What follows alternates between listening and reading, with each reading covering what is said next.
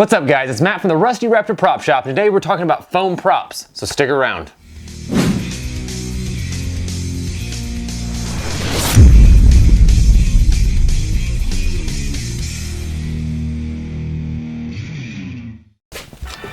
Alright guys, so we have our ET mold right here. It's made out of dragon skin silicone, which is a great silicone if you want to make flexible molds out of. Holds up really well. Now we're going to be molding our foam in this silicone mold here. Now the good thing about foam and silicone, they don't really get stuck together, but just to create a nicer release later on, we're going to use a little bit of release agent. I'll take this release agent, we're going to put it under all the deep undercuts and stuff in here. That'll help us pull the foam out later on without it getting stuck on things.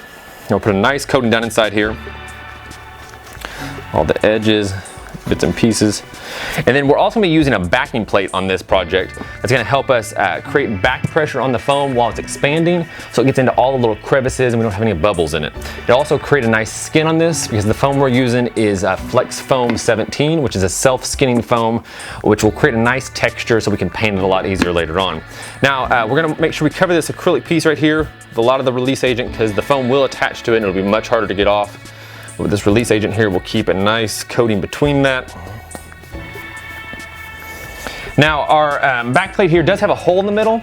This foam will need to expand out of that later on, but while we're doing this, what we're going to do is we'll push down on that hole, which will help create the back pressure as that foam is expanding, which will help push it down into different parts.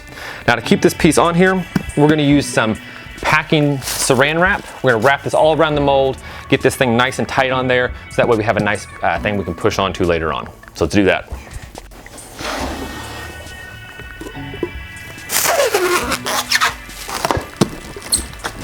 All right, so we have our mold wrapped up, back plating's on there. We have a hole here we're gonna pour through later on.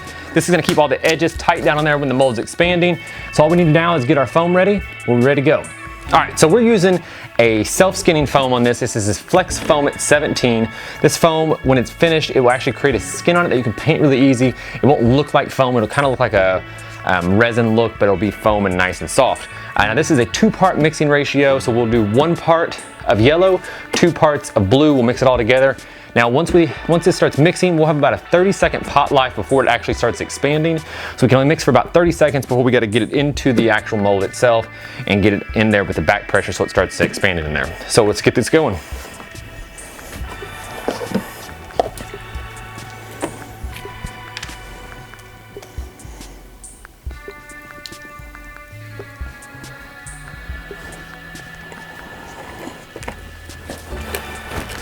That's our first part of yellow.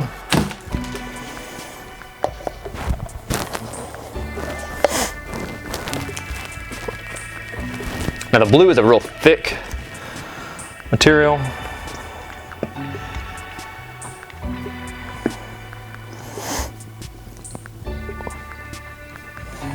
All right, there's 1 of those. We're gonna do 1 more of these.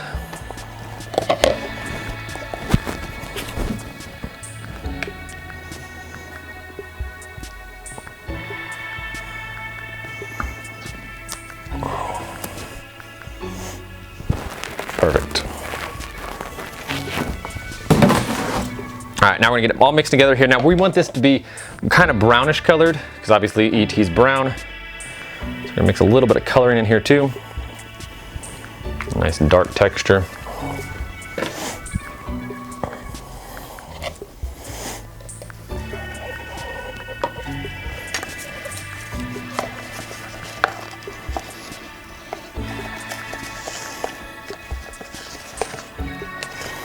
Get everything out of the cup.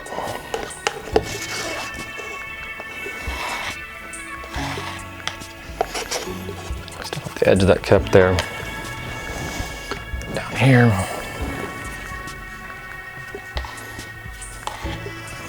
Like I said, we've got to move really quick once we start getting these together. Once they start mixing, they'll be expanding pretty quickly.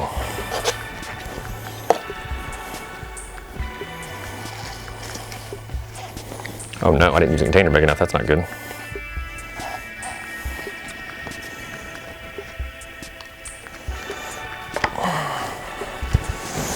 Oh, that's not good at all.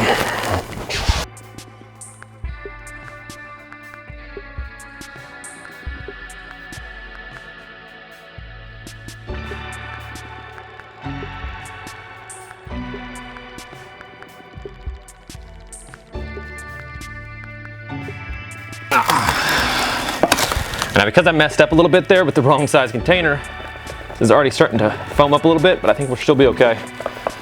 Like this. All right, pour it in here.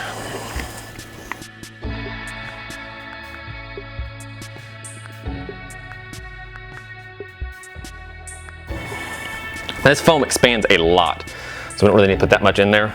Like I said though, I made a ton, way more than I needed. But now what we're gonna do is put our hand on the back of this thing right here on top of the hole, which is gonna create back pressure. You can actually hear it if you, see if I can get the microphone close.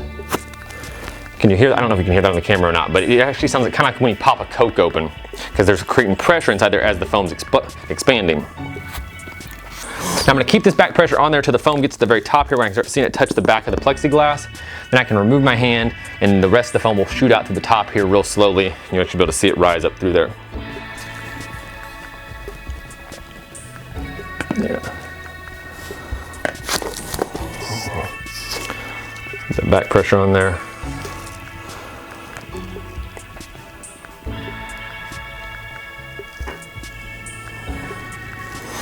I can see it rising up through there, a lot higher on this end over here.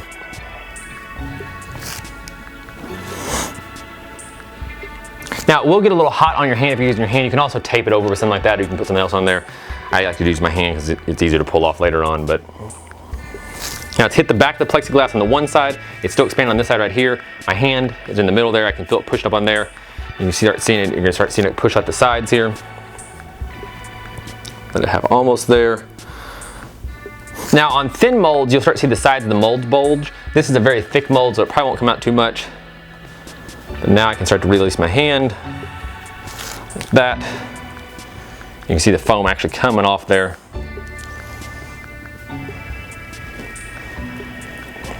Like that. Now that'll continue to push out of there for a little while. Now it's still super sticky right now. It's gonna take a little while to set. Now what happens is once we pull this out of here, we'll just chop that little bit off there, and still gonna keep rising. I put a lot of foam in this. If you can see inside there, you can see that rising inside there too. And then we'll come back to this after it's all completely hardened, and we'll demold it and show you what it looks like. All right guys, so our foam is set now. We're ready to demold it. Now, just for starters here, you saw what happens if you don't measure right. I used the wrong size cups, and I had more foam than I thought I had, so my container wasn't big enough. Had to mix it up real fast in something else. We still made it work. It still hardened up right. So we're gonna do is start cutting this thing right here off first. Use an X-Acto knife here. We're just gonna kind of slice it. Now this stuff slices super easy. Back, like that. Chop it off. And this piece right here is trash. You can also use it for whatever you want to, but we're gonna cut the stuff off here.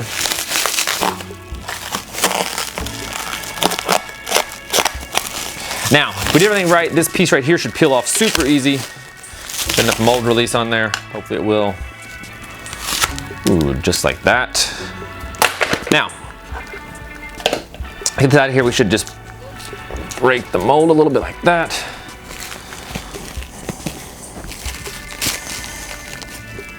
If we did the back pressure right when we pull this out of here, we shouldn't see many bubbles in the final piece.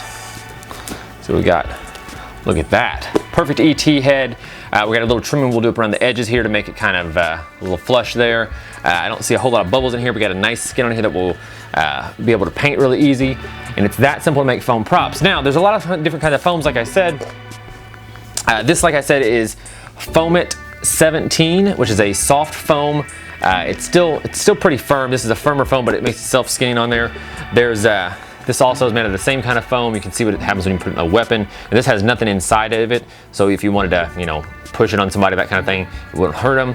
This is completely con safe. We sell those on our website. Now we also have these really floppy ones like this right here. This is out of a Foamit or Flex Foamit 10, so you can see how much difference the different types of foam make. I mean, that's super soft. Now this one right here, this was just a test mold we did one time. You'd want to, if you were using something this soft, you'd want to put like a glass rod or something inside of there, so it wouldn't have that much flex to it. So it'd still be flimsy, but not that soft, obviously.